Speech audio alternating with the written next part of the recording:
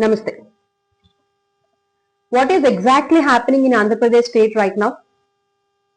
Since yesterday, the continuous attack happening on YSR Congress party leaders proves that Andhra Pradesh has descended into complete lawlessness.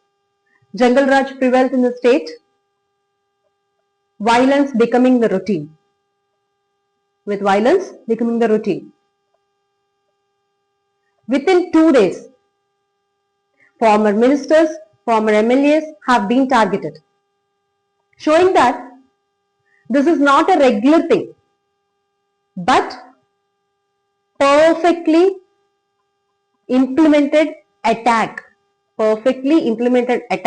by this coalition government. This is their dangerous and deliberate pattern. Under the leadership of Sri Nara Chandrababu Naidu Garu and execution by Sri Nara Lokesh Garu, the attacks on YSR Congress party leaders has been carried out as a part of planned strategy. It's a part of planned strategy. Yesterday, it is Ambat Rambabu Garu, a former minister. Today, it is Jogi Ramesh Garu's house. And shockingly, both the incidents happened in front of the police department. Here, the police are the live spectators. Here, the police and administrative machinery have completely failed. For hours together, violence has taken place while the police turned as mute spectators, and here the police publicly exposing their political patronage. In some cases, even the police provided cover to the attackers. The DGP and the intelligence wings who are meant to ensure security have abdicated their responsibilities.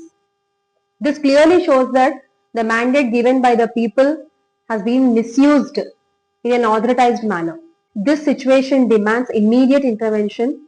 President rule must be imposed, central forces should be deployed, and the Union Home Minister must act immediately.